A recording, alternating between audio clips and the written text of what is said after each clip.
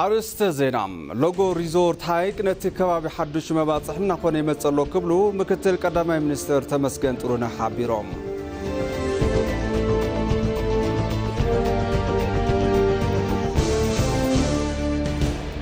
ድሕሪ ለውጢ ዝተኸበሩ መዓልቲ ብሄረሰባት ክልላት ሙሉእ መሰል ዓርሰ ምሕደራ ዘረጋገጻሉ ምዃኑ ኣፈ ጉባኤ ባይቶ ፌደሬሽን ኣገኘሁ ተሻገር ተዛሪቦም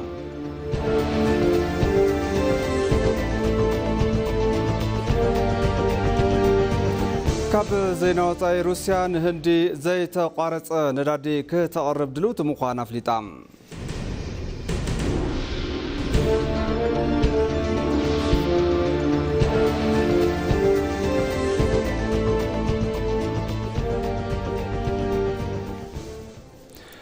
ሰላም ጥዕና በለይ ዝኸበርኩም ተመልከትና ከመይ ትዕሉ ልክዕ ሰዓት 9 ኮይኑ ከም ትልሙድ ነሰዓት ዜናታት ሒዝና መጽና ኣለና ዜናታት እንዳመራኹም ሰኹም ጸንሕ ኣነ ብርሃን ፍስሓ ፈለማ ብሓጸር ዜናታት ክንጅምር ሎጎ ሪዞርት ሐይቅ ነቲ ከባቢ ሓዱሽ መባጽሕና ኮነ ይመጸሎ ክብሉ ምክትል ቀዳማይ ሚኒስትር ተመስገን ጥሩነህ ሓቢሮም ኣብ ክልል ኣምሓራ ደቡብን ሰሜን ወሎ ከምኡውን ኣብ ዞባ ብሄረሰብ ኦሮሞ ታሪኻዊ ባህላዊ ሃይማኖታውን ተፈጥሮውን መስሕብ ቱሪስት ንምዕዛብ በጻሕቲ ዓዲ ማእኸሎም ክገብሩ እዮም ኢሎም بمبجس حساب قدامي مستر أبي حمد زخونم جبتا لتولد أبيلهم يهنسو كابزلو ريزورتات حدا لوجو ريزورت هايك مخانو أيتا تمسجن ترونه جليس يوم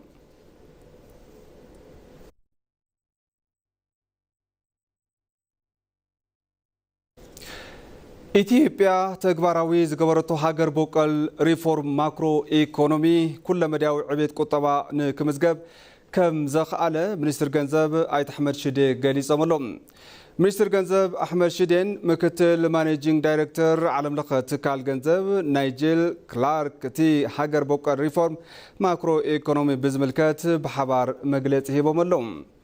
مكتل مانجينج دايركتور عالم لقت كال جنزب نايجل كلارك أبى إثيوبيا علاو عد السراح زجور نتخون بزيد ما استفرالي بروجكتات لمعات معزابهم تجلس لهم كعودة بتوساقي مثل علوت حلف تسرح منجست توكل تولك عودن مزتايم وانت حابيريم منستر جنزب أيت أحمد شدي بتوان كم زبالوا بإثيوبيا تجبراوي استجبره استمع ريفورم ماكرو إيكونومي أبتهجر كل مداو عبيت نكمزجب آخيليوم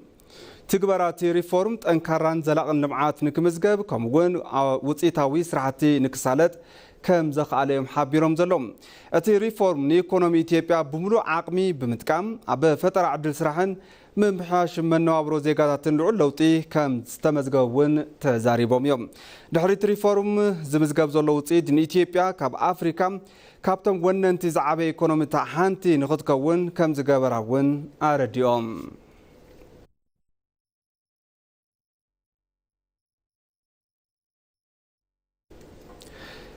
ውድባት ፖለቲካ ንዕውትነት እቲ ሃገራዊ ምክክር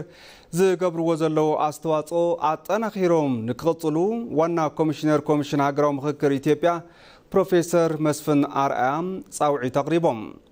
ፓርቲ ዜጋታት ኢትዮጵያ ንማሕበራዊ ፍትሒ ኢዜማ ዘለውዎ አጀንዳታት ሃገራዊ ምክክር ነቲ ኮሚሽን አረኪብሎም ቶም አጀንዳታት መራሕቲ ፓርቲ ፕሮፌሰር ብርሃኑ ነጋን ካልኦት መራሕቲ ፓርቲን ንኮሚሽነራት ኮሚሽን ሃገራዊ ምክክር አረኪቦምሎም ዋና ኮሚሽን ሃገራዊ ምክክር ኢትዮጵያ ፕሮፌሰር መስፍን አርአያ ኣብቲዋን እቲ ኮሚሽን ካብ ውድባት ፖለቲካ ዝተፈላለዩ አጀንዳታት ከም ዝተረከበም ተዛሪቦም ዘሎም ፓርቲ ዜጋታት ኢትዮጵያ ንማሕበራዊ ፍትሒ ኢዜማም እቲ ኮሚሽን ካብ ዝጣየሽ ጀሚሩ ነቲ ከይድና ደገፈ ከም ዝኾነውን ሓቢሮም እዮም እቲ ፓርቲ አጀንዳታቱ ብምርካቡ ብሽም እቲ ኮሚሽን ዘመስገኑ ቶም ዋና ኮሚሽነር እቶም አጀንዳታት ኣብቲ ሃገራዊ ጉባኤ ኣብ ረብሓ ከም ዝውዕሉውን ኣፍሊጦም እዮም ከይዲት ምክክር ብዝምልከት መብራህርሂ ዝሃቡ ቶም ዋና ኮሚሽነር እቲ ከይዲ ንክዕወት ኣብ ቀጻሊ እውን ምትሕባር ከም ዘድሊ ኣረድዮም መራሒ ኢዜማ ፕሮፌሰር ብርሃኑ ነጋ ብግዶም እቲ ሃገራዊ ምክክር መሰረታዊ ጸገማት ሃገርና ንምፍታሕ ቁልፍ ጉዳይ ከም ዝኾነ እዮም ተዛሪቦም ዘሎም ኢዜማ ኣብ ክልተ ምሕዳራት ከተማታትን ኣብ 11 ክልላትን ኣብ ዝተገብሩ ምዕራፋት ምክክር ብሰፊሑ ከም ዝተሳተፈም ኣብቲዋን ከም ዝተገልጸ እቲ ኮሚሽን ንኢዜአ ብዝለኣኹ ሓበሬታ የመላኽት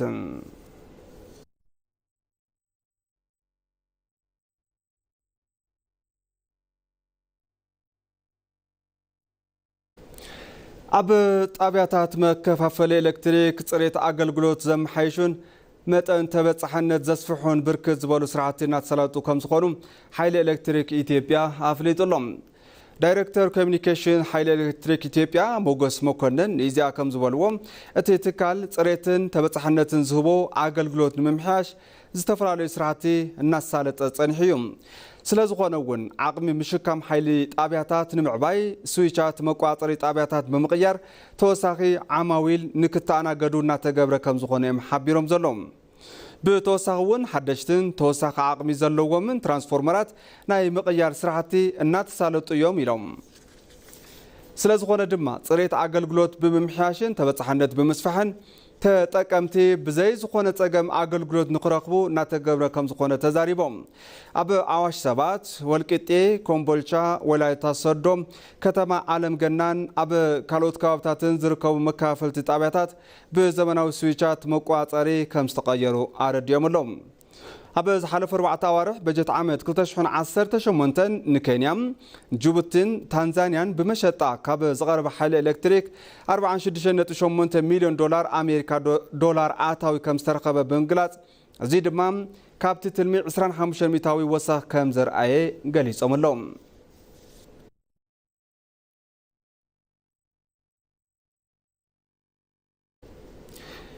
ቤተሰብ መስራት መራሕቲ ፓን አፍሪካ ዝተፈላልያ ሃገራት ኣብ ዓብይ ግድብ ዳሰም ዑደት ኣሳሊጦም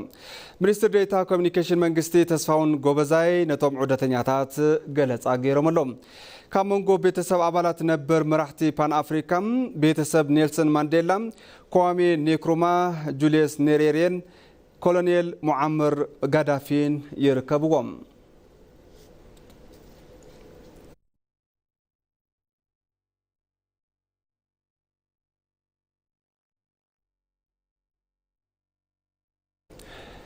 عوض عدوى مرأيا نصانت أفريقيان مسارات بان أفريكانيزم كم زخونم كاب استفلاليا هاجرات استوصاتو سوميا ميديا غليصوم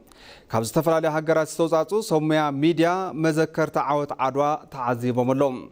توم سوميا اب عودتهم عوض عدوى تاريخاو كبر إثيوبيا مرأيا نصانت أفريقيان مسارات بان أفريكانيزم كم زخونم حبيروم زلوم كاب توغو زمصت غازيتኛ يايفي إيكابيبي فيامنيو مذكرت عوض عدوى بمقوبنايا استسمع حاقوس بمقلاز اتعوض نافريكاوين مسرت انكارهم زخونون تزاري بالام عوض عدوى لعلي عوض ترقوم زلو مسرت مننة تتاهقور كم زخونه بمقلاز اتعوض كرعات ملا تسلم تزوتات يوني لام مذكرت عوض عدوى ون ازي عبي تاريخ ابا وشت ازحازة كم زخونه اتاري حازلام كاب غامبيا زمص عبد الله سي بغدو كم زبلوم عوض عدوان افريكاويان عند حقيو ازي دما تاريخ انمهارلو زناد بوتا مخانو يحبير زلوم عوض عدوان على عوض زخونه اشنافينت استمزغبلو كم زخونه بمحبار ازي دما افريكاويان انت تحاببرو تاريخ مسرح كم زخولو عبي مرأيا يكبلو تم سوميا ميديام تزاريبوم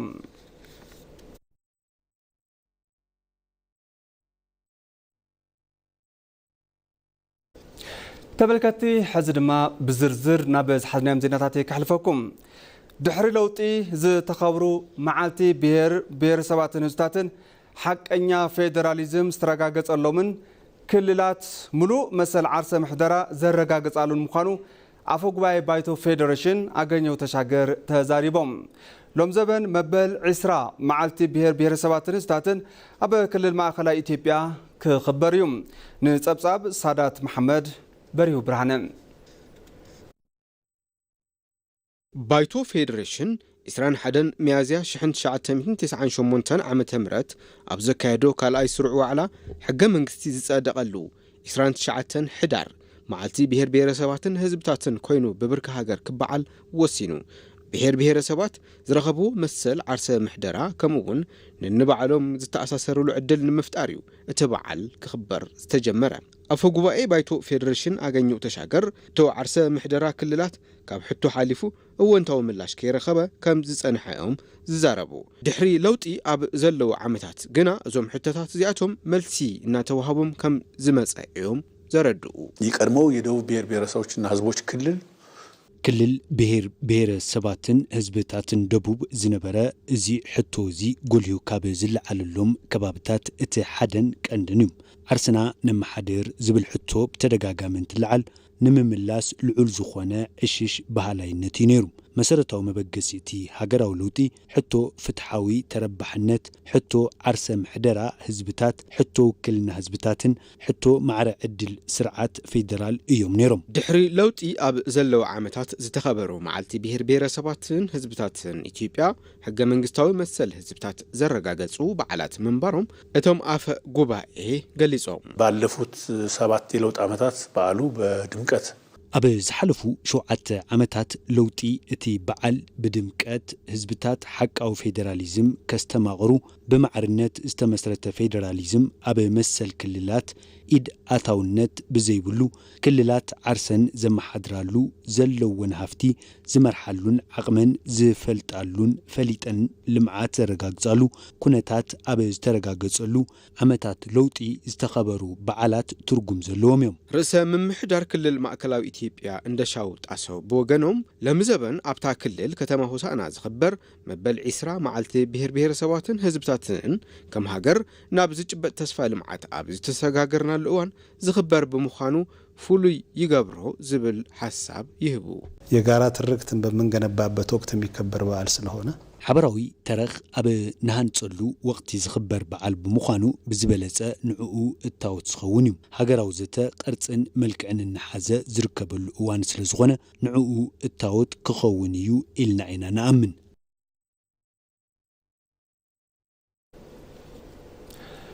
عدل كاب زخونة مدمر ناب عوت بلصقنا نمسقار حبرة السباوي حدنا زيقاتات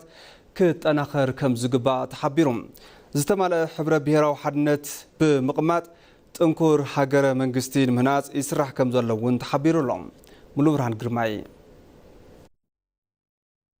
ኢትዮጵያ ሰፊሕን ብዝሃነት ዘለዎ ሃገር እንትኾን ልዕሊ 80 ዝኾኑ ብሔረሰባት ብዘይ ኣፈላላይ ተኸባቢሮም ዝነብሩላ ምድሪ ቀዳሞት ዝኾነት ሃገር እያ ልዕሊ 3000 ዝኾኑ ዓመታት እናናእሰት እናሰፍሐት ሓባራዊነታ ከም መለለያ ኮይኑ እቲ ዘሎ ኣፈላላይ እውን ከም መሰረት ሓድነት ጌራ ንዘበናት ዝተሳገረት ሃገር ጥንኩር ሃገረ መንግስቲ ምህናጽ ንምንታይ ኣይከኣለትን ዝብል ሕቶ ምልዓል ግቦዩ ኢትዮጵያ በዘመን መካከል ቀደምት ነበረች ኢትዮጵያ ኣብ ዝሓለፉ ዘበናት ኣብ ቅድሚት ነራ ሕዚ ግና ኣብ ድሕሪት እያ ዘላ ኢትዮጵያ ሕብረ ብሔራዊ ሓድነት ዘለዋ ሃገር ክትከውን ይግባእ በዚ እዩ ሰላማውን ልምዓታውን ጉዕዞ ዝግበር ንኣብነት ስርዓት ሰለስተ መንግስትን ተልዒልና ኣነ ጥራይ ዝፈልጠካ ብዝብል ኣረኣያ ጨቆንቲ እንትመላለሱን እቲ ዝነበረ መስፈርቲ እውን ዜጋታት ክሳብ ሕዚ ክሳዶም ንኽደፍኡ ከም ዝገበሮም መዛግብቲ ታሪክ ይሕብሩ ነፀላ ዛንታ ብዝፈጥሩ ሓሳብ እውን በቲ ሓደ ወገን ሓደ ኢና ዝብል በቲ ካልእ ወገን ድማ ዘራኽብ ጉዳይ የብልናን ብዝብል ሰዓራይ ኣብ ዘይብሉ ኩናት ምጥፍፋእ ምንባር ይግለጽ በፊት የነበሩን ትርክቶቻችን ነጠላ ትርክቶች ናቸው በዚህ ነጠላ ትርክት ውስጥ የተገነቡ ኃይሎች አሉ ቅድም ክብል ዝነበሩና ዛንታታት ኣብ ነጸላ ዛንታታት ዝተደረኹ እዮም ብምኽንያት እዚውን ዝተሃነጹ ኃይልታት ኣለዉ ሕዚ እናተሃነጸ ዘሎ ድማ ሓበራዊ ዛንታ እዩ ኣብ ሃገራዊ ሓድነት ጠመተ ዝገብር ዛንታ እዩ ዝፍጠር ዘሎ ኩሎም ብሔረሰባት ኢትዮጵያ ኣብ ዘለውሉ ከባቢ መሰሎም ተሓልዩ ንኽነብሩ ዝገብር ዛንታ እዩ ሕዚ ዘሎ ድሕሪ ዓውት ዓድዋ ዝተሃነጸ ሓርበኝነት ድሕሪ ዓውት ካራማራ ዝተፈጥረ ሓበራዊ ዛንታ ሒዝና ኣብ ሓሳብ ምድማር ጠጠው ክንብል ይግባእ ኣብ ትሕቲ ሰማይ ኢትዮጵያ እውን ብዝሃነት ዝኽበር ወለዶ ብምህናጽ ሓቀኛ ፌደራሊዝም ምህናጽ ንጉዕዞ ልምዓት ኢትዮጵያ ወሳኒ ጉዳይ ኮይኑ እዩ ሕብረ ብሔራዊ አንድነት ያለበት ሲባል አንደኛ አስተዳደሩ እውነተኛ ሕብረ ብሔራዊ ሓድነት ዘለዎ እንትባል ቀዳማይ ነገር ሓቀኛ ፌደራሊዝም ስርዓት ክትግበር ይግባእ ቋንቋውን ብዝሃ ልሳን ዘተኣናግድ ክኾን ይግባእ ነቲ ኻሊእ ከም በዓሉ ዝርኢ ወለዶ ምህናጽ ኣድላዩ እዩ ካብ ሓበራዊ እሴት ሕልምን ታሪክን ዝቕድሕ ሓድነት ማሕበረሰብ ከም ኢትዮጵያ ንዝኣመሰሉ ሕብረ ብሔራዊ ሕብርን ዘለዎም ሃገር ብትማል ታሪኮም ተረዳዲኦም ናብ ጽባሖም ንምስጋር ሓበራዊ ዛንታ የድልዮም እዩ እቲ ሃገር ቦቀልን ኢትዮጵያዊ ሓሳብ መንግስቲ ምድማሩን ብዝሃ ቋንቋን ብዝሃ መንነትን ንኽስስን ሓቀኛ ፌደራሊዝም ኣብ ምህናጽ ጠመተ ገይሩ እዩ መደመር አፍርሶ የመጀመር የፖለቲካ ባህል ሓሳብ ምድማር አፍሪስካ ናይ ምጅማር ባህል ፖለቲካ ንኢትዮጵያ ይጠቅምን ኢሉ ያመን ስለዚ ነቶም ዝሓለፉ ጌጋታት ዘርም ነቲ ዝጠቅም ድማ ብኽብሪ ዝሕዝ ዛንታ ምህናጥ ግቡእ እዩ ኢትዮጵያ ካብ ብዙሕ ፈተናታት ክትሳገር ዝኽኣለት ሃገሮም ብከንፈሮም እንተይኮነ ብልቦም ብዝሓዙ ጀጋኑ ደቃ ብምዃኑ ሓባራዊ ሃገራዊ ምህናጽን እቲ ዝሓደረ ቁጽሊ ክሳብ ምርሳዕ ዝበጽሕ ምትእሳር ምፍጣር የድልዩ ዕድል ካብ ዝኾነ ምድማር ዓወት ናብ ዝኾነ ብልጽግና ንምስጋር ብዝለዓለ ባህሊ ስራሕ ምግላጽ ናይ ዝእዋን ሓሳብ ኮይኑ ኣብ ቅድሜና ጠጠው ኢሉ እዩ ናብ ዜና ወጻኢ እንትንሰግር ድማ ሩስያ ንህንዲ ዘይተቋረጸ ነዳዲ ክተቕርብ ድልውቲ ምዃና ኣፍሊጣ ኣላ ኣብ ህንዲ ዑደት ዘካየዱ ዘለዉ ፕሬዚዳንት ሩስያ ቭላድሚር ፑቲን ኣብ ጎኒ ቀዳማይ ሚኒስትር ናሬንድራ ሞዲ ኣብ ዝሃብዎ መግለጺኦም ነዚ ዝሓበሩ ኣሜሪካ ንባዕላ ካብ ሞስኮ ኒውክሌራዊ ነዳዲ እናገዝአት እንከላ ህንዲ ነዳዲ ብምግዛኣ ንምንታይ ክትቀጽዕ ከም ዘለዋ ቀዲሞም ኣብ ሕቶ እትዮም ነይሮም እዮም ህንዲ ብቐጻሊ ካብ ሩስያ ነዳዲ ምዕዳጋ ነቲ ኣብ ዩክሬን ዝካየድ ዘሎ ኩናት ሓጊዙ እዩ ክብሉ ዝምክቱ ፕሬዚዳንት ዶናልድ ትራምፕ ኣብ ልዕሊ መብዛሕትኡ ፍርያት ህንዲ 50 ሚእታዊት ቀረጽ ምንባሮም ይዝከር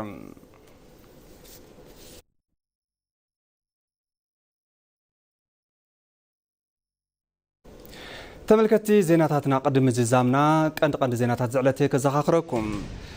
ሎጎ ሪዞርት ሃይቅ ነቲ ከባቢ ሓዱሽ መባጽሕ እናኾነ ይመጽሎ ክብሉ ምክትል ቀዳማይ ሚኒስትር ተመስገን ጥሩነህ ሓቢሮም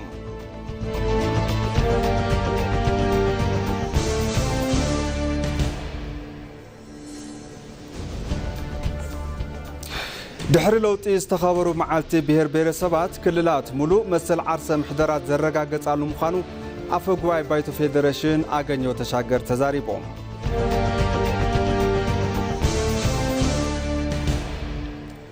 ካብ ዜና ወጻኢ ሩስያ ንህንዲ ዘይተቋረጸ ነዳዲ ክተቕርብ ድሉት ምዃና ኣፍሊጣ ኣላ ባርከስ ተመልከቲ ማዕድ ዜና በዚ ዝያዚምና ስለምክታልኩም ኣዚና ነመስገን ሰላም